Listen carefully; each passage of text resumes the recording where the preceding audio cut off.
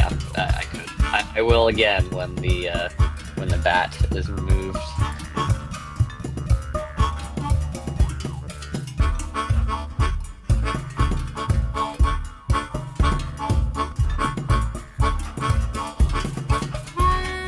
Sure.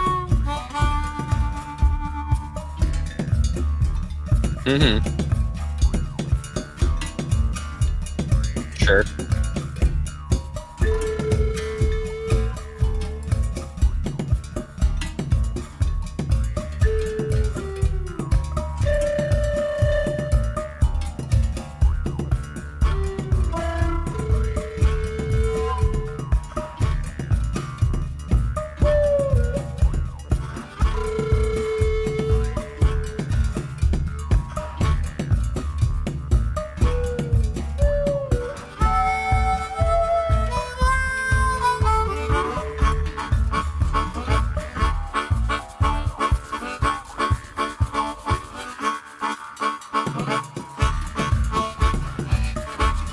Yep.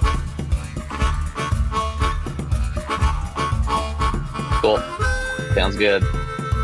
Catch, catch, catch me up on Oath. You know. Yep.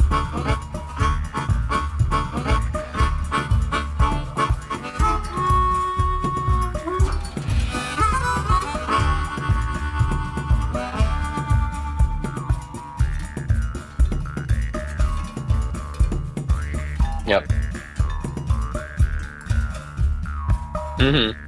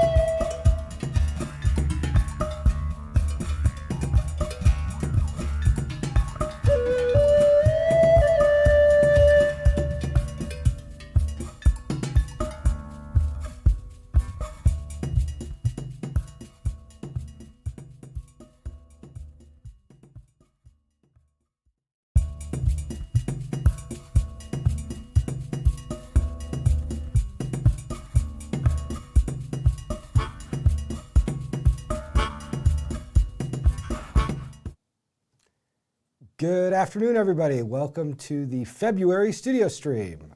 Today, I am being joined with Josh remotely. Hello, hello. It only looks like he's sitting next to this black line right next to me, but I assure you he's actually very far away.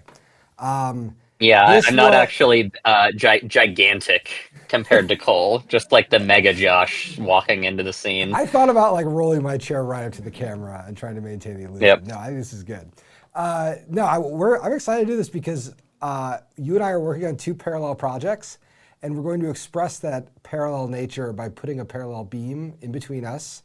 The projects are both like a little bit separate teams, but we're right next to each other. What we call a visual metaphor. Yeah, I suppose. Although I noticed that I have notes on Megan's frame because I want like all the root stuff on one side and all the oath stuff on the other side. A little more Notes. team and Already submitting them. so Josh, what have you been playing lately? I've been playing a lot of video games, honestly. I've been playing more video games than I've been playing board games. A lot of the board games that I've been playing, I live in a place where like we have tons and tons and tons of people over like every week because we have an open door policy. And usually the games that are getting to the table right now are like party games like Just One. But if we're especially ambitious, doing a Blood on the Clock Tower game.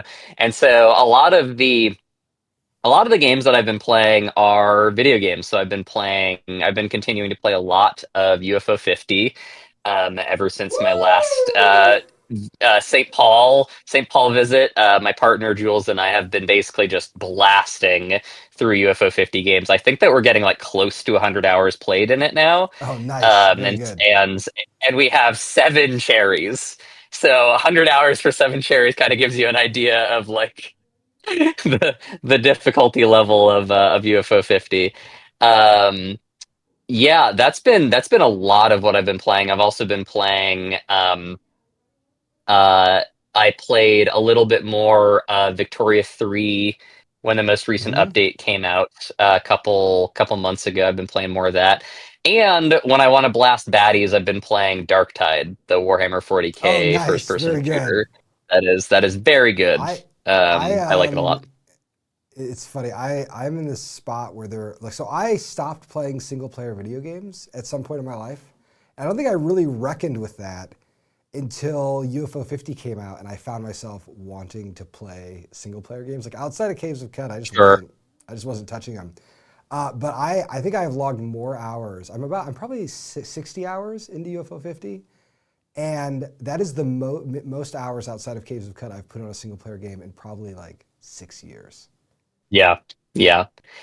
Yeah, no, I mean it's fantastic. For those in chat who are not familiar with UFO 50, Cole, you want to give kind I'll give the of the very elevator pitch? Yeah. quick pitch. A dream design team, including the creator of Splunky and also John Perry, who's done many great board games. They joined together to make this compilation of games for a game studio that never existed. So it's 50 games in an 8-bit style that chart the history of this little game company from like the mid 80s to the early 90s or so. I might be off a few years either side of the time, but every one of them is just impeccably built. I just can't. I mean, it's the Yeah. thing that is so remarkable about the game is that they're all just amazing. I am now stuck in the terminal puzzle. I'm halfway through it, and I do not know how to solve it. And I'm just like literally, I will like boot it up. I'll play around for a while. I'm like, I don't know. I don't have a way. I mean, it reminds me of like getting stuck on a witness puzzle where you don't really want to Yeah. look it up, and you just sort of like you'll boot it up and kind of fuss for a bit, and then move on. Right. And Um, then you allow your subconscious to kind of work on it for a few days or a week, and then you right. have maybe an epiphany. Yeah, the Full. the the collection is great because it does allow for that sense of like, boy, I'm really stuck on this game.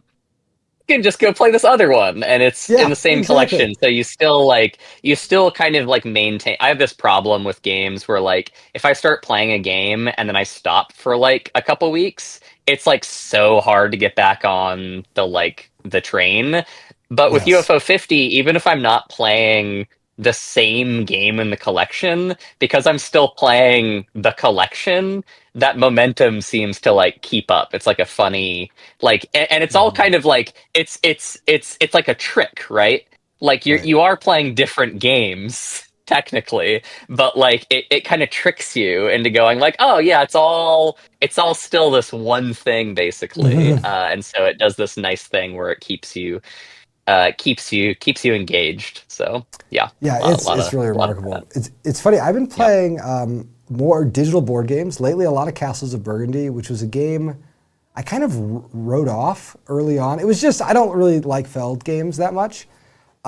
He's Sure. just interested in things that I'm not interested in. But I Hmm. started playing it online on BGA and have like really fallen for it. It's incredibly mean and interesting when you play it on symmetrical boards with the same group of people over and over again. So I'm finding it a lot to explore. And then last night I decided I would do something I've also I don't think I have done this probably since I was a kid. I'm replaying a single player computer game. I restarted Pentiment to do a second run through Nice. Yeah. and have been. I'm only maybe a couple hours in, and I'm delighted by how different it feels from the first time I played it. Both like kind That's of great. knowing the shape of the whole game, but also that game is a little bit more like non-linear and open than I think I had really Yeah. appreciated. And I'm having a lovely time. I mean, it's an amazing Yeah, game. there are a lot of threads that you can pick at basically. And because you kind of like don't they do this interesting thing where they kind of like hide how long you have until the next like Yes. plot beat in the game, and so you're always like, oh, I guess we're going forward now, and so there's just so much that you can't like get to in one playthrough. So yeah, They're like, that's another I love great the game. feeling of like running out of time in an adventure game. I think Hmm. it's really amazing, and Yep. not all of them are able to like really pull it off. Well, we should Yeah. probably get into studio news. There's a lot happening here at Leader Games. I mean, it's been an incredibly busy day, even, let alone the last few weeks. So the first thing is the next printing of ARCs is going to be arriving very soon, and this printing includes with it the errata pack. So we're hoping that the errata pack will be delivered to our warehouse within the next few weeks. And I'll say that, whoops, sorry, just gotta move that. When the errata pack does appear in our store, we have like kind of finalized our shipping and pricing policy. I know there was some like back and forth about exactly how much are we gonna charge, at what point does shipping matter. What we decided to do is basically, it's gonna be a flat $2 and it comes with free shipping. So it doesn't matter who you are, you can buy the errata pack for $2, we will ship it to you for free. And the reason why we priced it at $2 is sort of interesting. Basically, if you make anything for free on your web store, you're gonna get like bot attacked. There's gonna be a billion orders. People who have never even heard of your game, and not just bots, other people behaving like bots, are just gonna order it because it's something free. And then you end up sending errata packs just everywhere. So instead, like you give it a nominal cost, and then that helps us basically defray some of the shipping costs, especially to places where it's really hard to ship. But we're going to take, of course, all the production costs and the vast majority of the shipping costs on this. And that should be up in the store, within a few weeks. So it is coming soon. Basically, like the boat has to arrive, then we have to get the stuff to our actual fulfillment center. And then the fulfillment center has to put it in the stock. We have to get all the entries set up. That process can take like 1 to 3 or 4 weeks. It's really hard to know exactly how it's gonna set. But hopefully, by the next studio chat, we'll either have those things in progress or we'll be able to give you more clarification. So if you've been waiting for the ARCs errata pack, know that it's going to be here very soon. Speaking of things that are on the water or are arriving soon. We have some shipping news about Ahoy. So Ahoy is due, hopefully fulfillment will be starting in April, early April. We are just right now trying to sort through the port situation. Ahoy was produced recently enough that like it is in the kind of, I'm gonna call it tariff confusion. Thankfully, the tariffs don't Chaos. present like an existential threat to our company, but they do present a threat to good order at the ports. Any change in policy is going to cause disruptions, and so a lot of things that are on the water right now, including Ahoy, we're kind of getting like some little yellow flags like, hey, this might take a little bit longer to get through it. So we've kind of moved our fulfillment timeline to April. It's coming soon. The staff just got our advanced copies. It's glorious. I cannot wait for you all to see this amazing thing because it is really incredible. But it is coming. Yeah, I and can't then, stop playing with all of the metal coins and just clinking them and spilling them out of the bag and spilling them into other people's hands and going, don't these feel great? Aren't these coins so cool? have you played it yet, Josh? Have you put it on the table? I haven't played it yet. I have put it on the table to embrace all of its elegance, but I only received my copy like a couple days ago, so I haven't had a chance yet. Yeah, I like set it up with my boys last week just to kind of like show them how it all worked, and they were so excited to get really into it because they play a lot of Root digital. Like their way of Sure, engaging with our products is they play Root on Switch, and then occasionally sure. we'll play in person. But they were just so grabbed by the new factions and the colors and everything. I think they're gonna have a great Yeah. time. Okay, and then a couple little fun things. So one, we have a little bit of a tradition here where we have Valentines that we offer, and we are going to be posting those if they're not already posted, then soon, because of course we have Valentine's Day coming up, and we always like to. I don't know. I think that there is a pleasure in seasonality at this company. People love a good holiday, and so if you want some Leader Games themed Valentines, you can find those on our social media. And then lastly, for studio news, this weekend, if you are local to the Twin Cities, we will be going to Con of the North. We've got a little booth that's in the exhibit hall, and then also there will be folks demoing ARCs in the little lane that kind of connects two of the halls in the venue. So if you come by on Friday, you can sit down and play or talk about ARCs with me, because I'll be running ARCs demos, and we've got different staff members will be manning the booth kind of all throughout the weekend. But Con of the North is, I mean, it's kind of a fun local con. Strangely, for the number of board game studios that we have in the Twin Cities, we don't have a big local con scene, but it is nice to, every February, go out to the burbs and enjoy a little bit of time with the local scene. It's always a really good time.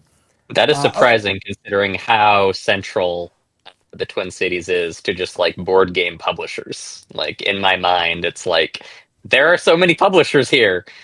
So My theory about this, Josh, is that they're just waiting for Gen Con to come back.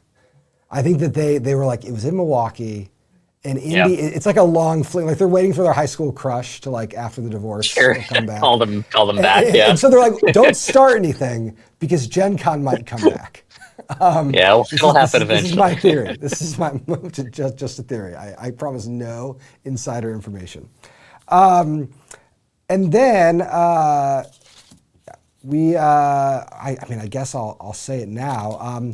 So we have been working on something over the past few months that we're really excited about, which is that we are working on a studio podcast that is going to be shepherded by Hunter and Matt from Space Cats and Peace Turtles, and it will be showcasing Leader Games games, and it's really cool. And we can't share any details yet, but we should know that it is coming along and should be ready hopefully by early March. So if you're interested in a whole new podcast, feel free to reach out to ask us questions about it in chat, and I'll like look at Matt to see what I'm allowed to say and not allowed to say. But know that we are working on a studio podcast. Content. Well, I can tell you a little bit of the fundamental premise of the podcast, which is Matt or Hunter or both, maybe at the same time, speaking in the same voice, had this observation that almost all of like my attention and Josh's attention and most of the creative staff's attention is on games that don't yet exist. Like we spend a lot of time talking about games that we're working on and not really that much time talking about games that are already done.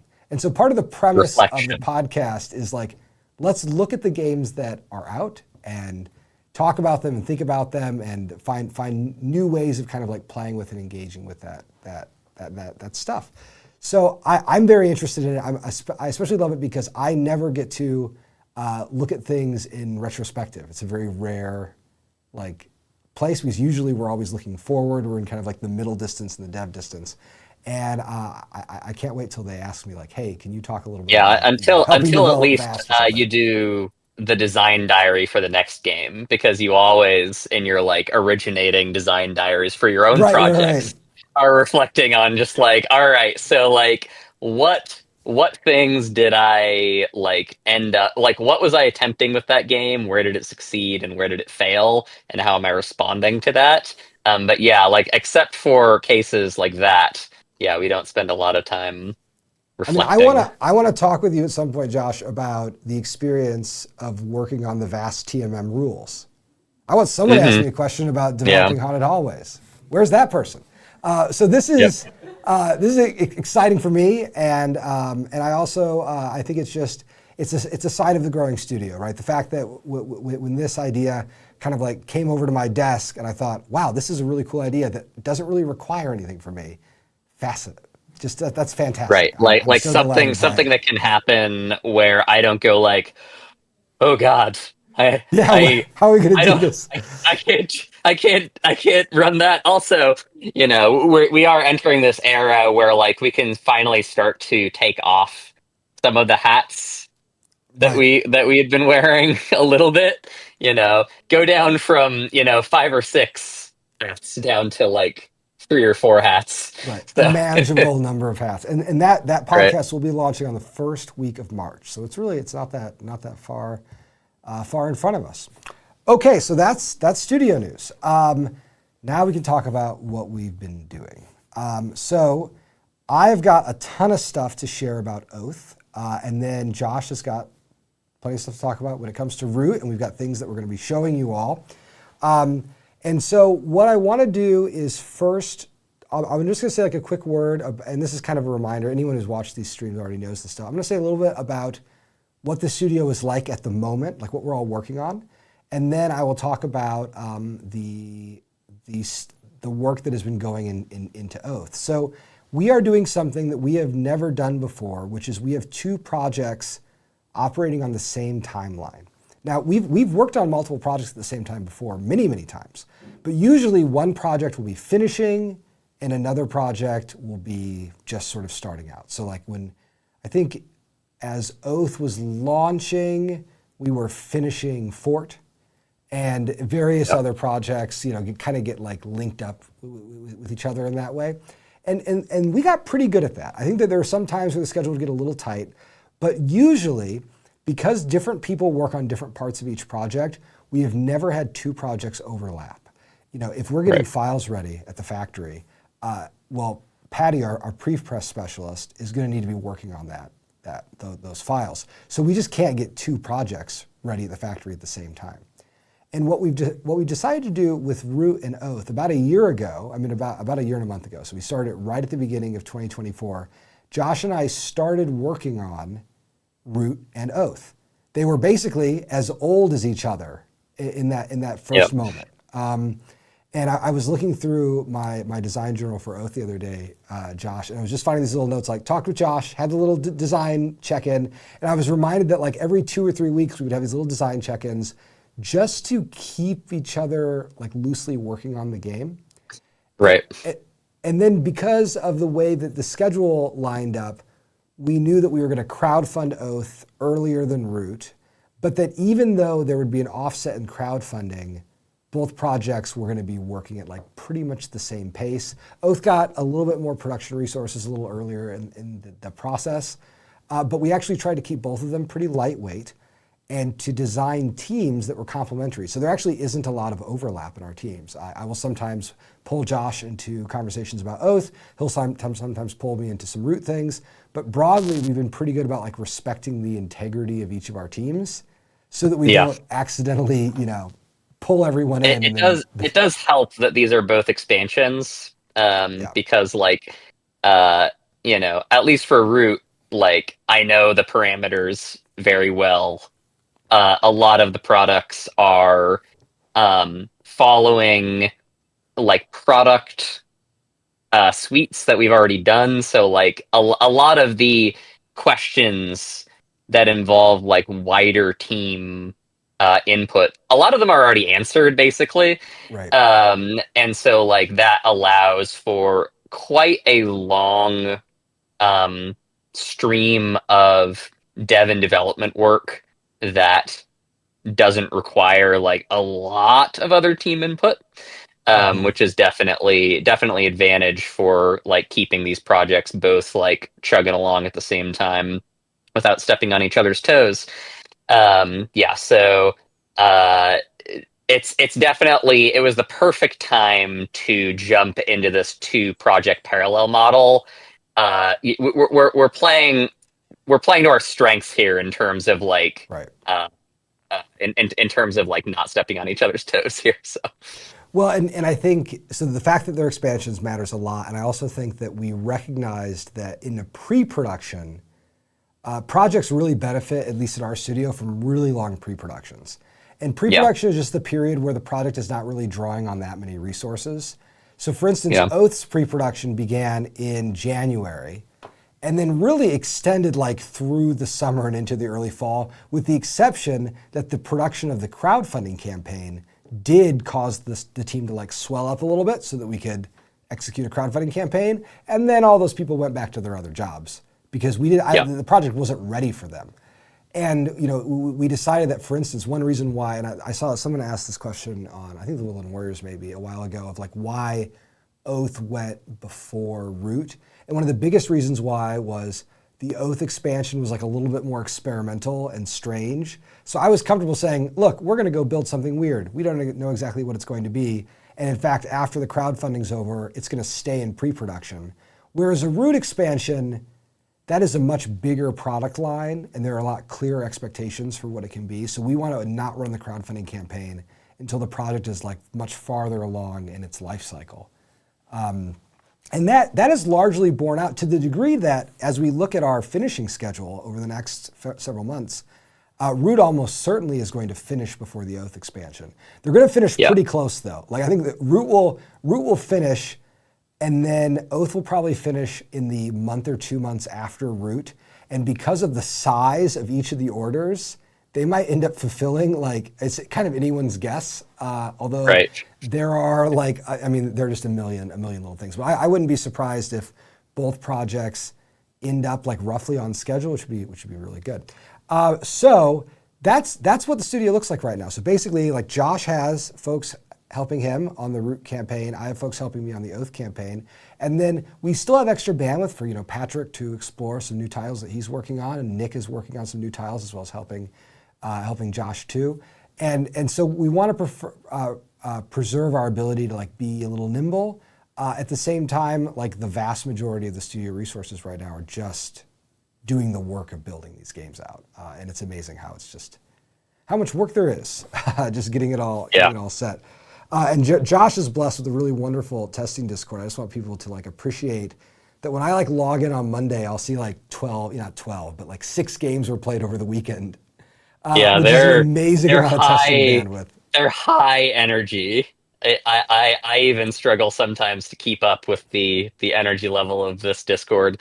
The other day, one of the testers checked through the number of games that have been played just on our internal Discord since this would have been starting in like late October. So basically, like start of November through now, and the number is like 200 games at this point, which is crazy. It's like it's so much. So yeah, super props to all the testers for just churning through it. The Oath testing Discord, like the ARCS Discord before, is a theoretical space. There's a lot of good conversation that happens, but if we're generating like 1 to 2 games per week, I'm happy as a clam. And that's actually partially, it's interesting how different the development asks are for both Root and Oath. With Root, you actually just do need to play the game a lot. I mean, it's almost like a fighting game where it's like, we just need to like log some matches and just see how all this feels. Whereas Oath, because of what the design needs, like what Oath needs to be able to do, you're trying to like imagine, you like play a game and then it's more helpful to like, to kind of blue sky, like imagine 10 games with those restrictions. You don't actually need to play those games, but I sat down, we were working on the site dynamic in Oath, like how does the site deck cycle? And we just sat down and like quote unquote played, I don't know, 10 games, where all we were doing is saying like, imagine these sites survive in this game. Okay, now do this deck reset procedure. Yeah, the game dynamics. The game dynamics are definitely very different because, in Oath you have these shared tableaus, which do a lot in terms of like game balance. Because like these are things that like the game sort of self-adjusts because you have all of these crazy effects, but they're technically available to everybody, just by just by going there. You don't even necessarily need to rule in some cases. Just by going there, it's like, oh, you have access to these effects now. So while Root, has these like much larger, distinct asymmetric systems that are all bashing against each other, Oath is much more free flowing with how it gates sort of all of the effects that you're working with in the game. So actually, let's talk about that gating. So what I'm going to do is I'm going to talk to folks now about just some of the things that Oath that we've been up to. And the first thing I want to talk about is a change between the Christmas kit and the kit that we released last week or the week before, our February kit, our Valentine's kit. And I'm going to be publishing a designer diary about this either later today or tomorrow, so I'll be going into much more detail. But here, by way of preview, one of the biggest things that we did is we unified 2 systems in Oath. So Oath has these boards, and this is the first image I queued. And these boards are used to track the status of the game. So basically, there are these two player aid boards. The first one is maybe a third or a fourth the size of a piece of US letter paper. The second one is about half the size of a piece of US letter. And these are going to be punchboard mats with slots on them. And every card in these slots has an A side and a B side. So there's kind of like two states. What these states do is they track the current status of the core rules of Oath. So everything that Oath New Foundations can do to change the core dynamic of the game can be tracked on these two boards, and each board is double-sided. One way to think about this is that they're like 20 switches, and the switches can be set into an on switch or an off switch. Now, Arcs, for people who've played Arcs, has a little binder. And that binder, you can kind of like, you can insert cards, or you can take cards, a little accordion, I guess, not a binder. You can insert and take out cards, but Oath didn't really need a binder like that, because in Arcs, rules are getting added or subtracted based on what roles are in the game. And in Oath, all the rules are always in the game. It's just there are these two variants of a rule. So it made more sense to use a kind of switchboard model. So in the original version that we shared with in December, we had these foundation cards. So you can go to the next image now. The foundation cards are a deck that basically says, is this switch, is it toggled on or is it toggled off? And so here we have the Scepter Breaks, and then we have the Scepter Reforged. And the idea is there'd be a deck of foundations, and only, some cards are going to be in that deck. So if you draw and select the Scepter Breaking, then you resolve all the steps on that card. And one of those steps, and you probably can see it because of the text, it says mix in F8. What that's saying is after the Scepter breaks, you need to find the off switch. You just flip something on. You need to find the off switch, and you need to mix it into the deck. In addition, so let me talk about this for a quick second. This allowed a tremendous amount of expressiveness in terms of the different types of switches. We can make really all different types of circuits. We could have a little relay. We could have toggle buttons. There are all sorts of things that were possible. But it required players to maintain two decks of cards that looked pretty much the exact same, and they were constantly having to update the cards with the different on and off switches. In addition, we had all these funny instructions that had to be written on the card. And what we found happened with players is that at the end of the game, they would draw a number of foundation cards, and they would select the one that they wanted to put in play to change the game. But because they may not be in the next game, or they may not know the game that well, players had no idea what they should select. So to offset that, we introduced, and you can see them in the bottom of these cards, these scion conditions. So if you break the Scepter, the next time you play Oath, you take this special trait. You're the scion of the Scepter Breaker. So you are in the family that is known as the family that messed that up. And that really fixed a lot. It suddenly made players really care about how the game was changing, because we were giving them these like little temporary traits. Well, this worked out very well for a while. And then we had one playtester notice that if we're putting traits on foundation cards, are traits and foundations actually sort of the same thing? So if you go to the next image, you can see that we did a cut of the trait cards, which instead of just having traits on them, actually puts the foundation change at the bottom of the trait. So if you have the trait Iconoclast, you have the power, if you win the Darkest Secret, to break the Scepter. And now Imperials can all grant citizenship to each other. So you'll see at the bottom of that trait card, there's a little bit of text which says what happened. You break the Scepter, Imperials can all grant citizenship now. The little arrow, so if you look on the far right where it says 11, that little arrow, the little triangle at the base of that card, indicates that a core rule is changing. Now, every one of these trait cards has a complementary card, an off switch, which you might think of. So you can, if you're the Scion of the Forge, you could repair the Scepter. The Chancellor now gets to grant citizenship. So it rebuilds that rule. Now, one thing about putting these on the trait cards is now players, as they played the game, could start crafting a little lineage that if they win the Darkest Secret, they might be able to turn on 3 switches. But if they win the Darkest Secret a second game in a row, and they keep the same traits, well, they've already flipped on those 3 switches. They can't flip them again because their whole family's identity is around flipping a switch.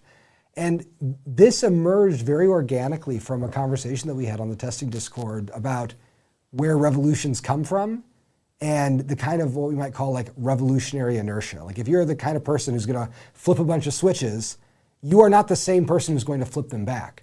But if there are 2 strong lineages that have these like complex ideologies that are in opposition to each other, you could imagine the game like falling into a little bit of a tumult where 3 switches will flip one game, and then if the game goes differently for the next game, another player can flip 3 switches the other way.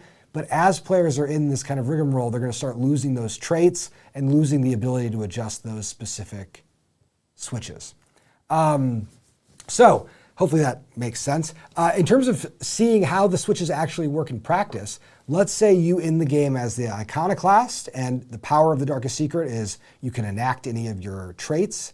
If you go to the last image, you can see that that general setup board, those pockets, which I alluded to earlier, well, they have IDs. And the 4th step of setup involves giving the Chancellor the scepter. If you play the iconoclast card, well, card 11, that's the card in that final rightmost slot, it's going to flip to its red side, which is the weak scepter, where instead of giving the Chancellor the scepter, you give them the fragments of the scepter. And that has a different set of powers and different sets of values on it. So this change, kind of in sum, allowed us to look very closely at all the content we had built for Oath so far and to collapse it into a smaller set of rules, really. And so, you know, it's one of those things that as we are doing development, one of the jobs of development is to look for places of what we might call it conceptual overlap. Basically, where in the design is the design trying to do 2 things which are actually the same thing? And what we found with Oath is that both of the games were, what we found in Oath was that basically we had this lineage system, these scion traits, and the foundations, that they were actually just one system. And so as I'm working on the changelog and the rules for this game, I'm finding like, oh, actually this thing that I thought was 3 pages, it's 1. So the game is weirdly getting simpler, but it's just because now that we've got the engine kind of like fully unpacked, as we're rebuilding it, we can properly like recollapse it. And I was reminded, Josh, actually, of a conversation that we had where we realized like, oh, the power to grant citizenship, we could put that on a relic. And it was a place where what had been kind of a loose hanging power in the design suddenly became just part of the relic system. And that is definitely the step in the design where we're at right now. So that's been part of what we've been working on. We have been just deep thinking about the foundation. So again, like we have about 20 switches, and we have got to go through every single one of those switches and make sure that it works, that both states of the switch produce really robust, interesting games. And we also need to make sure that like certain combinations of switches don't break things. Now, I will tell you, with 20 on-off switches, that's producing thousands of possible game states. We don't need to test every single one of them. We have heuristics that kind of like let us look at it and say, okay, I know that these switches have this relationship. If they're both flipped on, let's make sure to do a test case for that game. Now, the Delta Strat asks, does this mean foundations change a lot faster now? And the answer to that is yes and no. So previously, when you were doing foundations, what you would do is you would always have you'd always have access to a few cards, and you would pick one of those cards to be your primary, to be your single chosen foundation change. So the game was very regular. Every game was always producing one change. Now that it's linked to lineage, well, it depends on your lineage. So for instance, at the start of the game, all the switches are on off. And now if there are 20 switches and the trait deck has 40 cards, that is an on and an off for each, that means only half of the trait cards in the deck are even going to change anything. So in a 4-player game, that might mean only 2 or 3 players, if they end the game of the Darkest Secret, have the power to change anything. The consequence of this is some games you're going to see 0 foundations change. Some you're going to see 1, some you're going to see 2 or 3. It is so hard to maintain a lineage with 3 traits or 4 traits that you're almost never going to see more than 3 or 4 rules change per game. But it is possible that you're going to have a big revolution and then maybe a bunch of small ones. So there are more dynamic situations of foundational changes. Like most things in Oath, it just got bigger. So the other thing that we've been working on is thinking about box packup. So for box packup, this is our little, I think we took this to PAX Unplugged. It's actually an ARX box. And I'll do it properly here. So we're actually targeting this box size for the expansion box size. It'll probably be a little bit taller than a Root or an ARX box, maybe by an inch or so. But we're trying our best to get everything to fit into this. In terms of the actual physical componentry, I think we're doing fine. When you open up the box for the first time, there is going to be, not this stuff, but there are going to be some storage boxes in it. And there are also going to be other storage boxes that are flat packed. So this is a flat pack storage box. You can see that it's designed to actually fit in the box. And then of course, there'll be a bunch of cards, there'll be some wooden pieces, and then there'll be a fair bit of punch board. Our strategy with this storage is to do something that we've actually never done before, which is that we want to provide a storage solution that allows people to take all of this stuff and move it into their box of Oath. Oath has almost the perfect box size to include all of the new expansion content. The box just needs to get slightly deeper. And so we're going to try to do something we've never done before, which is, look, if you want to keep your expansion stuff or some of the new materials or the old materials in a separate box and do a kind of a 2-box storage like people do with Root, that's fine. That's not like, there's probably going to be some nice ways of doing it.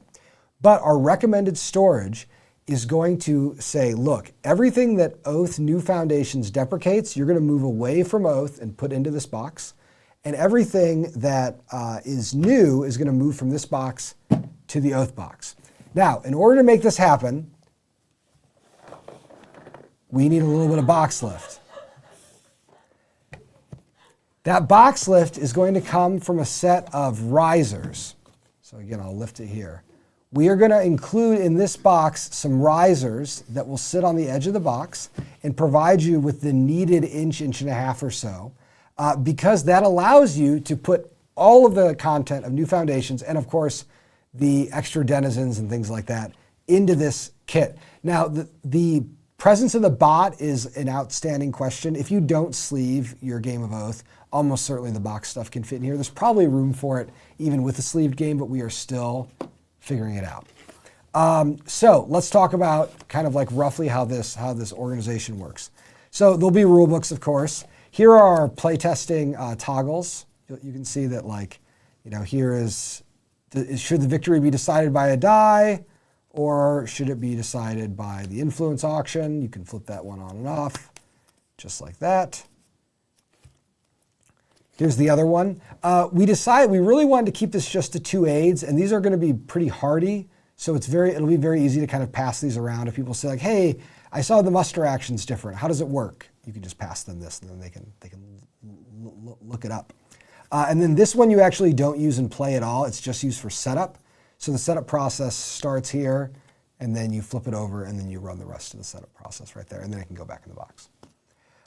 Okay. So let's talk about what's going on over here. Over here is the archive. These are all the suits in the game. This includes, by the way, all of the new denizens, because we are introducing 60 new denizen cards that will be in the little denizen pack. These cards are going to be good if you have New Foundations or if you just have regular Oath. So it'll work either way.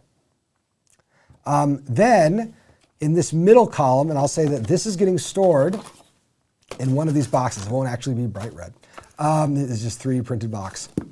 But the way this works is this box here is going to be hopefully a 2 mil, like factory constructed box, really robust, with a ton of storage capacity. And then we will have new dividers that are built at this vertical orientation. So all of the archive stuff is here. Over here is the world deck. This is where the current world deck sits. The smaller cards in the game, like traits and curses and things like that, those are going to sit over here. And then any shadow tokens, aid cards, there's room for them in this lower chamber. Okay, here's the mat. The mat is still, forming our kind of like back side of the box. It's elevated a little bit, so importantly, there are some pieces that kind of go under here. These are the govern tiles in this bag. Here we have some of the aid, the play trays. Because the deluxe components too will have its own aid tray, or its own just storage tray, we're trying to build both of those trays so they can fit in this box. And then I will show you some other things. So here we go. Well, someone wants to see it from the side. It's, I really don't want to dump this all over the place. I'm very tempted. Okay, so in order to make, and then the world box is over here. And actually the world box, you'll note that this is bigger than the old world box. It's about 2 to 3 times thicker. This world box is now called the Atlas box because it includes both the existing empire and all of the sites that are not in play. So it's got a much wider role to play in the game. And boy, I could do a whole design stream where we just talk about how the world box works now because it's really interesting. But out of scope, we're talking about the game box. Okay, these are the adjusted banners. We spent a lot of time thinking about how we wanted the banners to look and feel. The Darkest Secret, for instance, now has a suit, and so it has this fancy dial that you can see in action here as it moves through its suiting. And then here's the People's Favor. These are going to be double or triple thick punch and include places where you can easily put the pieces. We want these things to feel like more than relics, basically. And the more we worked on it, the more we're like, you know what, a lot was lost when we tried to just make the banners look like relics. And so I had been wanting to revisit these for a long time, and it's been great to see our new graphic designer, Megan, did the graphics on these, and they just turned out really incredible. So I'm very happy with them. Okay, so the player boards, you'll notice, look a little bit different. We have opted for a new cut on the player board for a couple reasons. So one of them was the previous player board had a lot of text on it. And most of that text was basically never used. And so we have a new UI system where players have a little player aid card here. It's got all the actions in it. And then on the back it has a guide to how campaigns work and some other things. This is something that a new player, or even a player who hasn't played in a while, they can easily kind of relearn how Oath works by using this little card. Someone who's experienced, they're probably going to keep it in the box. The previous player boards were a little bit taller and way longer, but a lot of that space was just wasted. By making these smaller, we were able to put them in a place where they can easily fit into the box, and it makes box pack up way, way, way easier. Okay. Let's take a look at what's going on over here. So you may remember that we had all these flat packed boxes. Well, because the players are carrying their lineage over from one game to the next, we wanted to have them carry it over in style. So our production team has been working on designing these little player tuck boxes. Just do it like this. They have little spines like they're books. And these little tuck boxes you'll assemble. They're very simple. We'll have instructions for them. And the tuck boxes allow you to keep all of your curses and your traits inside the tuck box, and then after the game, you can just put it right back in there, and then you can file it on the shelf. We also have tuck boxes for instance, all the bandit meeples. They'll have their own little tuck box. And then the Chancellor has 2 tuck boxes. They have the actual Chancellor's tuck box, and then they have this tuck box, which represents authority. Authority is a new concept in the game that basically, in most cases, is the Chancellor. So authority is whose empire gets to last from one game to another. And so in most games of Oath, it's the Chancellors that does, but one of the foundations can change that. And in that case, a different player might get to hold their kingdom over from game to game. Someone asked about the banners being opposite colors. Someone offered a very good, and I don't know if it was you, but I'll just talk about this is an interesting design problem. So these tiles feature this original art that Kyle did. So you have this kind of like kind of pumpkin-y red and orange design for the Darkest Secret, and this kind of blue for the People's Favor. And so when Megan was drawing these frame elements, she rightly colored them according to the banner. Now, a tester or someone on the Woodland Warriors looked at these and said, but secrets are blue and like favor is kind of coppery. So shouldn't the colors be the opposite? And they're exactly right. They're absolutely, completely right. That will require that I ask Kyle to recolor these. And Kyle just hasn't gotten around to it yet, but it is on the to-do list.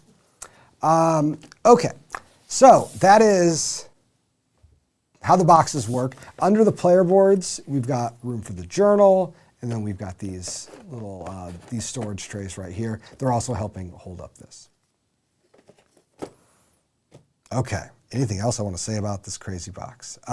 It's heavy, it feels good. It is funny that like it's not quite Blighted Reach thick, but it is similar. And there's more, just in terms of cards and content, there's about the same amount of stuff in both boxes. So it is a lot of game. In terms of the stuff that that the new version of the game replaces, all the denizens get kept except a few that have little updates. The sites are getting updates, the relics, and then the player boards are kind of the main things. There are some elements that are getting like lightly sunsetted, but a lot, just by weight, like a lot of the content of the base game, you still need to play it. So there's no way that you can like get a copy of New Foundations and try to build an Oath kit out of it. You do need Oath. Okay, so that's the current box stack, the storage. As I was saying, we've never used risers before, but they were really appropriate to the problem that we needed because the Oath box was the right shape. It just wasn't quite tall enough. And when we started looking at it, we were like, look, instead of wasting a ton of time on like a giant expansion box, maybe we could just do risers. And we noticed that Thunder Road Vendetta uses risers in its storage solution. They work really well, so we thought we would give it a whirl. But that is that. One little thing I'll add about this is we are at the beginning of this box process. So basically, we're going to use this for physical testing. We're going to just pack up the game and set it up many times, and we'll be quoting it, and there will be lots of things that will continue to get polished and adjusted and the like. But there it is. Yeah, I am shook. Like for context here, I have not seen like most of this stuff for like months now, and so just like seeing it all out there in front of me, I'm really impressed. I especially liked the player board updates. It made me think about how. So I think that coming out of Root, one thing that really kind of was an important pillar of thinking about Root factions was text and thinking about how text could be used to like distribute learning and make sure that people, as much as possible, weren't really looking at the rule book. And so I think that when we came onto Oath originally, we kind of like took that lesson and applied it kind of like without very much critical context to Oath, where we were like, okay, well, this worked in Root, so let's do it in Oath. But there is this fundamental difference between these games, which is they're not asymmetric. That's right. That's like the critical thing, is that they're not actually asymmetric. And so when we went into ARCs, we correctly realized like, oh yeah, we don't need to make this text heavy. We can actually cordon off aid text in such a way that sort of steps new players into the system, where they can take what they need in order to ramp them up, and then it can slowly kind of get thrown out essentially as you get more and more familiar with the system. And Yeah. so I think that here we're sort of applying those same lessons back into Oath, essentially, of just like, oh, these are actually different games that require very different strategies. And text modularity is a really, really important feature here when you're not having to say, okay, well, the person who's actually sitting in the front of the faction, Hmm.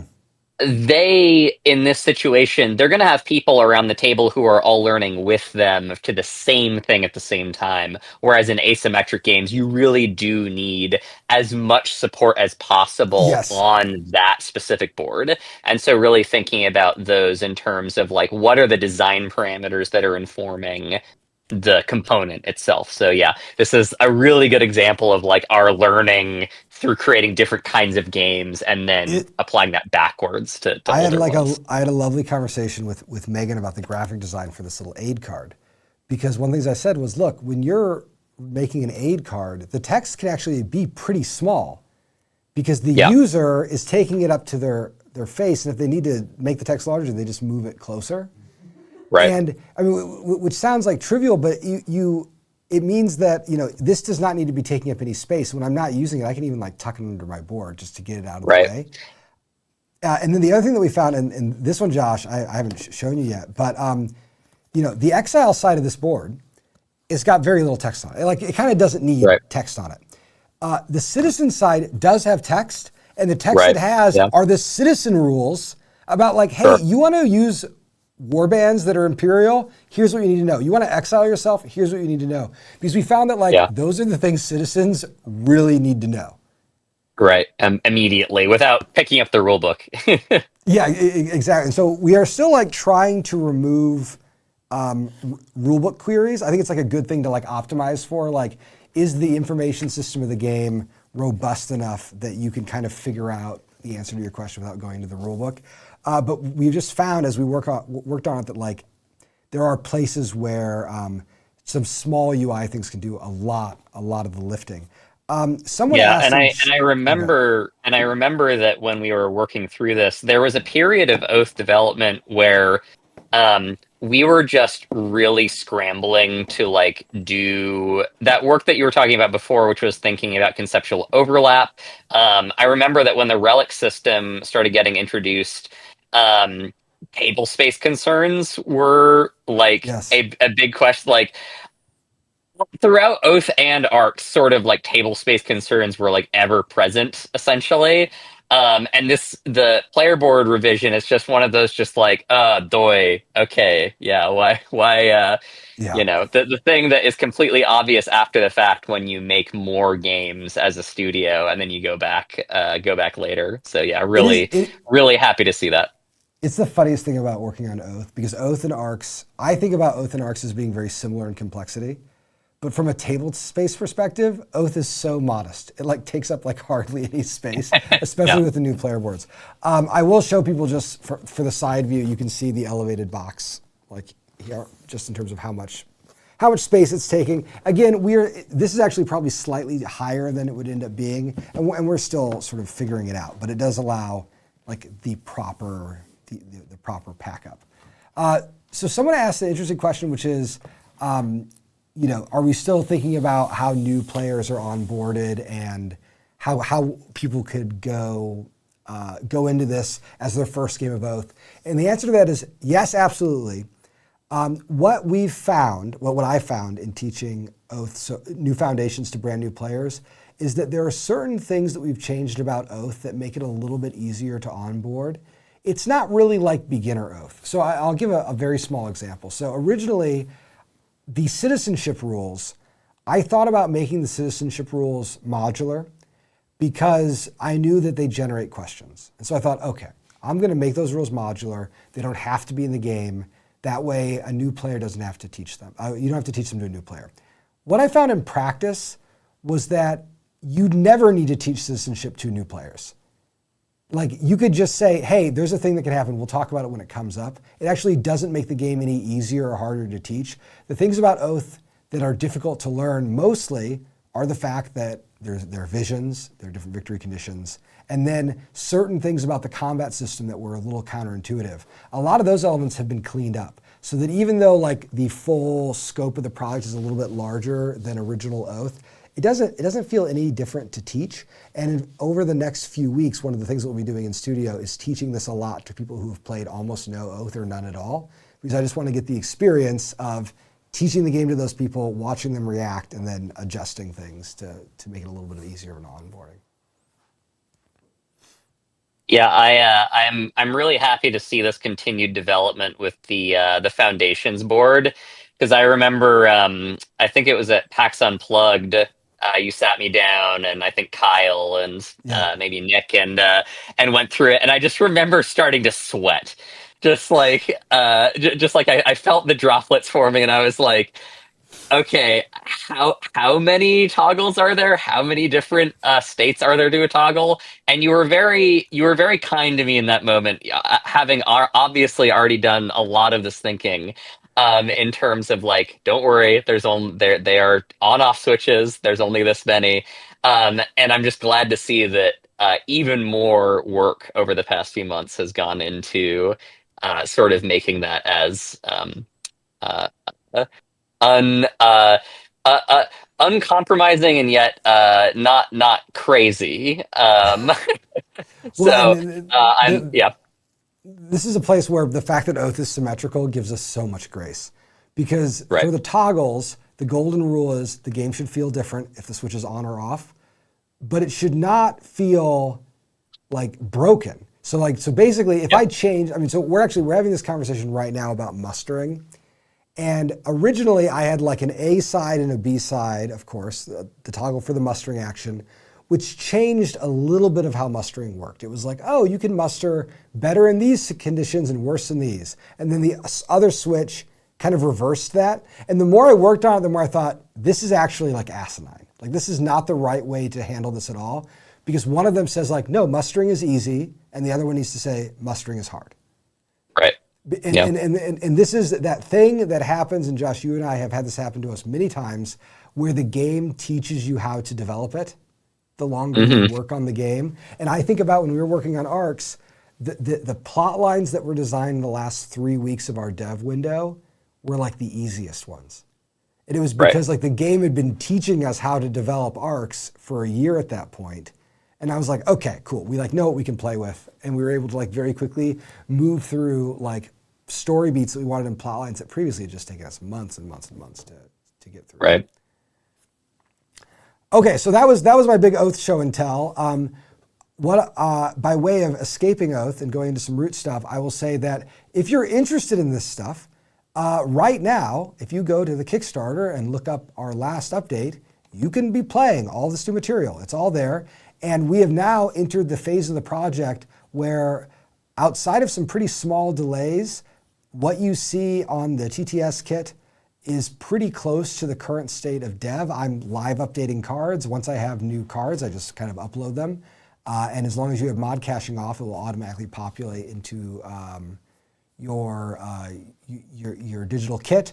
And actually, probably within a month, we will have the final card list locked too. So one of the perils of doing some development over TTS is that the cards might move around. They might vanish a little bit as we do development. That will not be a problem in about a month for Oath. So things are still a little fluid, but we know that we have 60 denizens, and at this point, I think we have 48 of them, like pretty well locked. And the last 12, I'm going to be reviewing after this stream. So with that, we can talk about some root stuff. So I have one thing. So I get to play Vanna White here for Josh, because we have in studio the samples for the meeples, which Josh does not have. So I'm going to be your hands, Josh, and let me move these little friends up. Here they are. These are actual factory samples. I'm so jealous. We don't send our wood samples for Oath for another couple weeks. And here they all are. Let's see. There he is. And I can actually, let me do this. this. We can even put them to bounce some light into them. No. But if people want to see them on white too, just to get the contrast, there they are. This is a good set of new meeples, Josh. I gotta say. Yeah, I'm really happy with these. Kyle, as always, sort of knocked it out of the park here. I I'm really interested in like as we've done more and more projects, color space has come into my mind more and more often as as we've been working on these lines, and so seeing these like reverse color captains is like a really cool way that we can um, preserve color space while keeping Mhm. like an aesthetic that is consistent. Because yeah, like in a line that is as big as Roots is, um, you kind of start to run out of colors to like differentiate things. Yeah. And so you always want to be very careful as you're creating something new, that you just really can't get too close to pre-existing parts of the color space. And so the captains is just like a really clever way to like keep the train rolling and allow us to continue making content without doing just like sort of outlandish things like, oh, now we're going to have metallic lime green, Right. or go into like weird color combinations that just don't feel naturalistic to the world, because Roots color space is all it's a lot of it is very like a lot of it is very very earth tone, and you need colors that compared to the map, compared to say like the reds and yellows and greens of trees and foliage, you broadly need to use colors that pop out from that background. And so this is just all really smart stuff. Yeah, Yeah. I think you and I Um, have had a standing question of whether or not the game was going to run out of strategic design space or color space first. And I think it's still open. yeah, It's going to be a tight it's race. still a question. It's a tight race. I having done the process of concepting and designing these three new factions.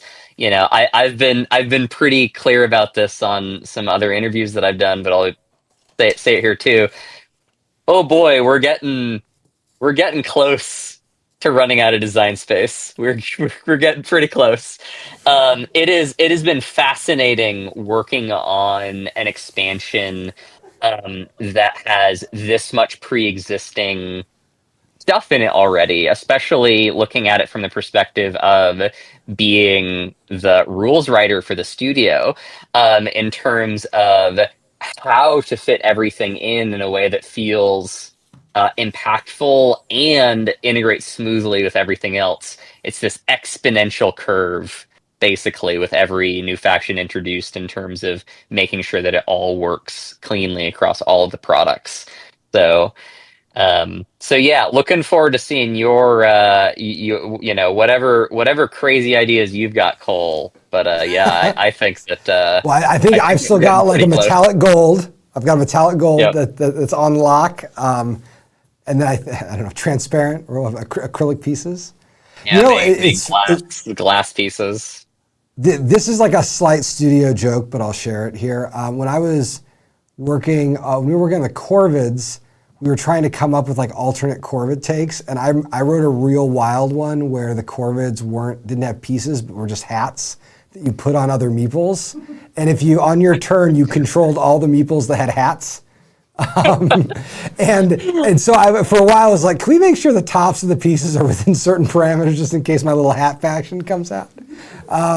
But I do think that like, what I usually tell people is like, I look at Root and we're always like, there's 0 to 1 more expansion on the horizon. And I definitely feel that 0 to 1 getting very large as I watch you work on this set of expansions. Because Root, I mean, part of the problem is that if you have a design space and then every faction, you're kind of like making a little leap.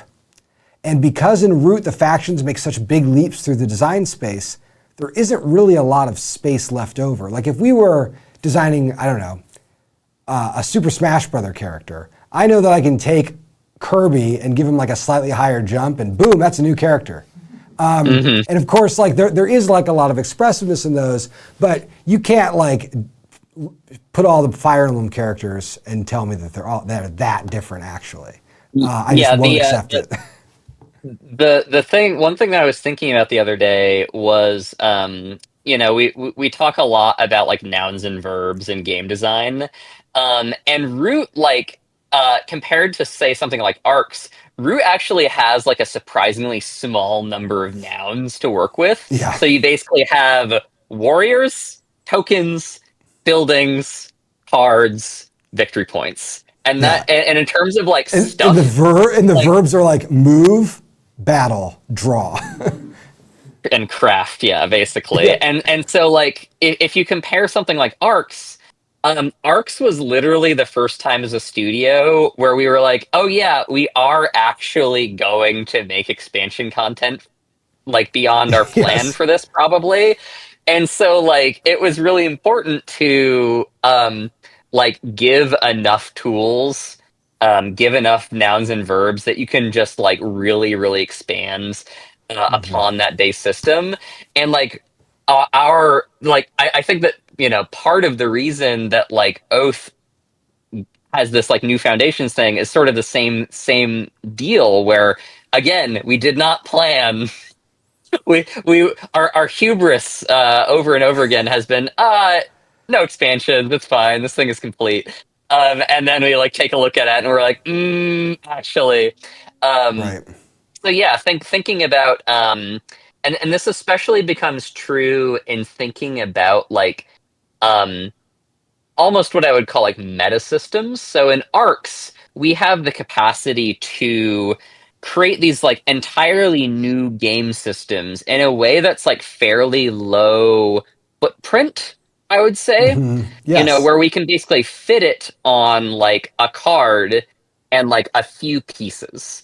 And in Root, I think that there was somebody on Woodland Warriors the other day that was talking about like the idea of like a root campaign mode, and like had we ever considered it, and my response was basically, I think that Root is kind of particularly ill-suited as a system Yeah. to think about a campaign game, because of this like very low number of nouns and verbs.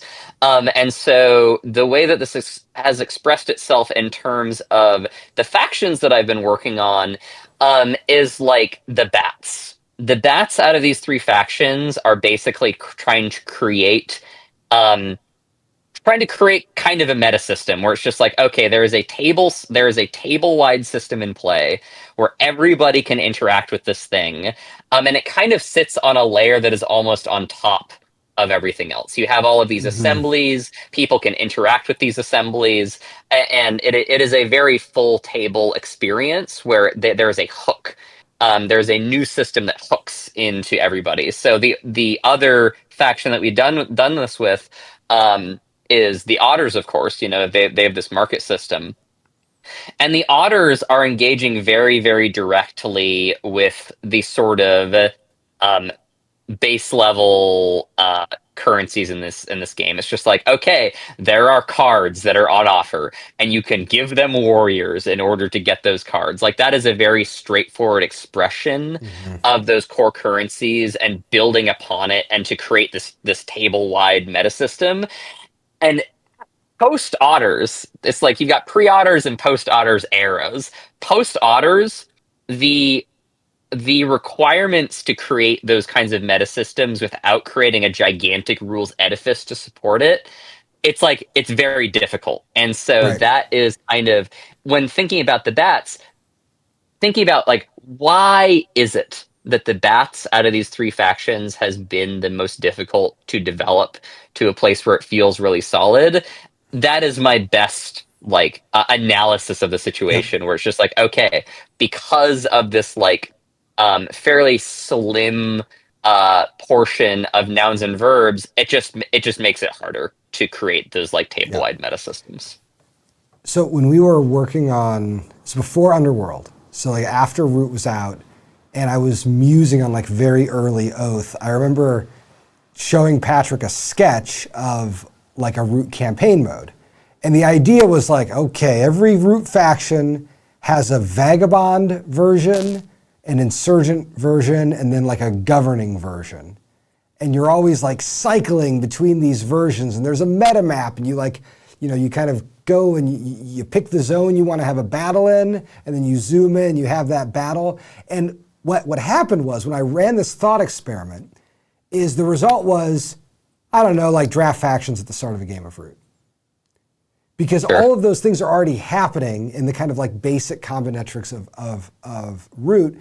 And the Root framework is not expressive enough for the factions to really bear like the scars and the boons that they might earn in a campaign format. Like you need, I mean, this is something I've thought a lot about in the Oath expansion, something I wrote a little bit about in the update.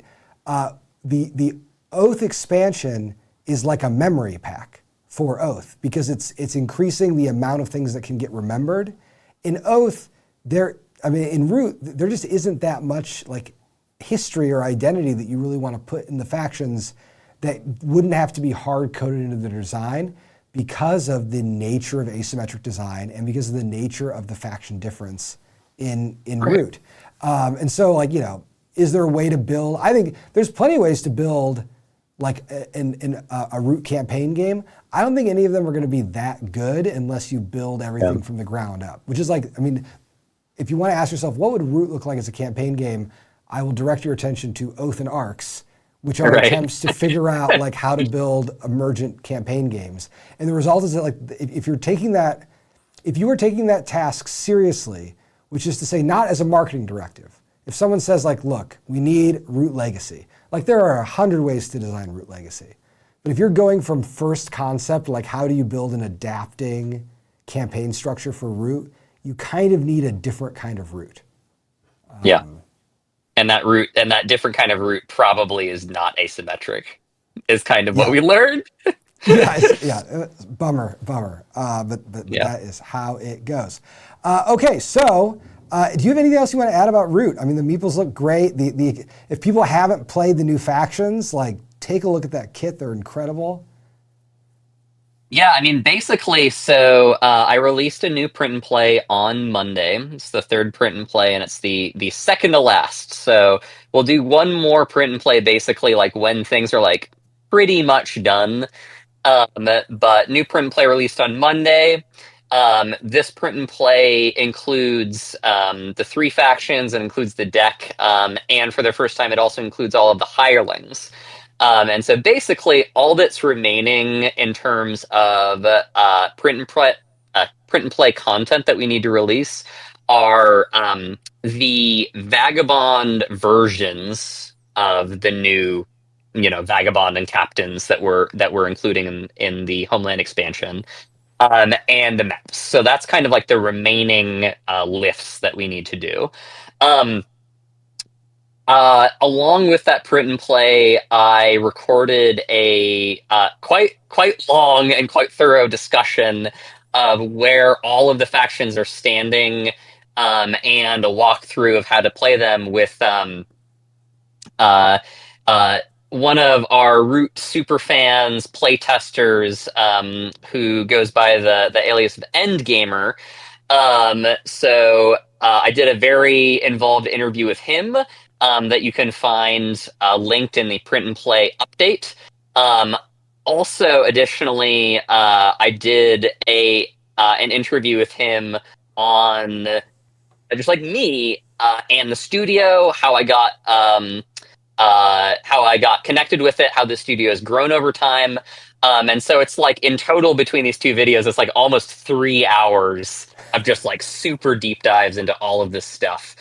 Um, so if you want like a lot of Josh content, that is all up and available. But yeah, by and large, things are feeling very good in the expansion.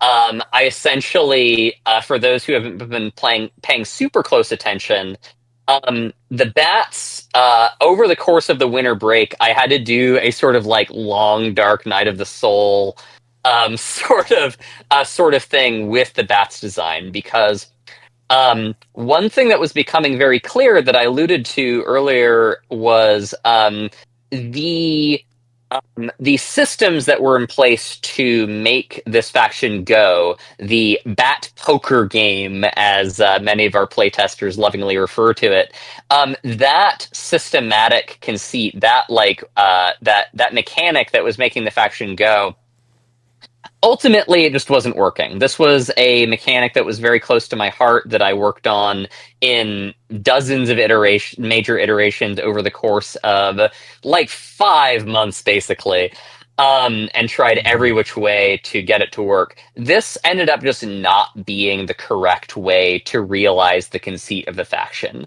And so what you'll find now, and I won't get into all of the nitty gritty details, but what you'll find now is something that hews somewhat closer to the Arcs Court, actually. So now essentially you are jockeying for influence and position over these assemblies, that the bats are presiding over. You know, you've got your fox assembly and your mouse assembly and your rabbit assembly and such, and you are using your warriors as influence, almost like agents in Arcs, if you're familiar with that. You are jockeying over position in these assemblies in order to sort of have a say in legitimizing um, your power over the course of this war. So, like cooling down the war in particular places, censuring people, expelling warriors from particular clearings. So you are using your warriors to fight for influence, and then you are playing cards in order to actually enact those orders and say, "No, I'm expelling you from this clearing" and such. So what this does is it provides a much more direct, on the table way of expressing these soft power political struggles, that the faction is really trying to put to the forefront. And this is working great. The response that I've seen has been really positive. And I'm convinced now that this is like the framework that will get the faction to the finish Right. line. And so we have just been cranking on that. And otherwise, everything else is going great. Like the frogs have essentially just been continuing to develop over the past couple months, and the knaves as well are just kind of like they're slowly evolving into the sleekest, most streamlined version of that conceit possible. So I'm very happy to have that like that nervous energy of like, oh god, like what are like how like what is that framework that will actually bring the bats to the finish Mhm. line, I think is firmly answered now, and it's just a matter of finishing the development.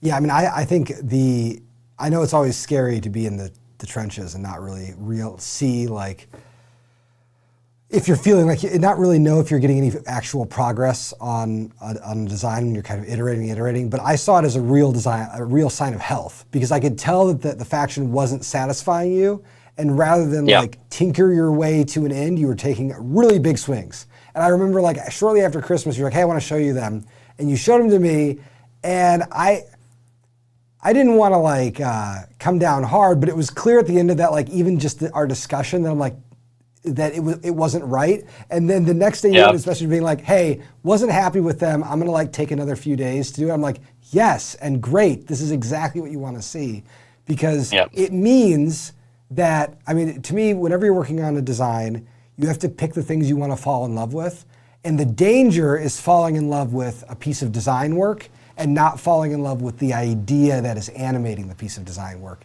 And you kept Right. your eye on like, no, there's an idea behind this faction. It is more interesting than any mechanism I've yet produced. I'm going to keep throwing away mechanisms until we get to that really good core. Yeah. So it's been really fun to watch the development because you have been happy. It seems not happy, eager to cut the things that have needed cut, and to not stand on ceremony when it came to the other stuff. So yeah, it's all good. And again, if you're interested in this stuff, you can play it right now. There's nothing to stop you from printing off these factions. The great benefit of a root kit compared to an oath kit is it is an easy print and play. It's small comparatively. If you've got access to a printer and 20 green cubes, you're playing the Frogs tonight. And so I think even if you've never done a print and play before and you're kind of curious how it feels to play something in development, the root kit is like one of the best like entry print and plays you could possibly get into. Just be careful because it's pretty fun to play things that are still in development. You might find yourself as one of our playtesters remarked the other night, only playing prototype games. Which appears to certainly be the case for the root testers. I don't know how they have time for any other games beyond root. Someone asked if I will be at Circle DC. Not this year, but Liz from the studio will be at Circle DC, and my dear brother Drew will be there. It's a great show. If you can go to Circle DC, you should. It's fabulous. And I guess I'll mention this here. Josh and I will both be at GDC if you happen to be in San Francisco and go to that show. We are going to be doing a talk on the making of ARX and all the different things that we learned, which I'm very excited to give. And hopefully it will be on YouTube someday. Someday. If the gods allow it. If the gods allow it. I have a talk that is trapped in the GDC vault right now, and I want it to come out because I think it's really good, and it's just sitting there. It's premium content. All right, well, if there's nothing else to add, I will say once again, if you would like some Valentines, please check out the link shared earlier in chat. It's our Valentine to you. If you just want to find a way of getting in the holiday spirit. But with some root characters, whichever characters the graphics team picked, it's over there. If you're based in the Twin Cities, you can catch the team at Con of the North this weekend, which is Friday through Sunday. And I think that's it. And if you're waiting on details for the errata pack, know that you'll have those details within a few weeks. So it is coming very, very soon. Cool. All right. Well, that's it for me. Josh, anything you want to add? No, just keep playing. Yep. All right. Thanks, everybody. And thanks to the production team for helping get through this technical marvel of a stream. Take care, everybody. Bye-bye.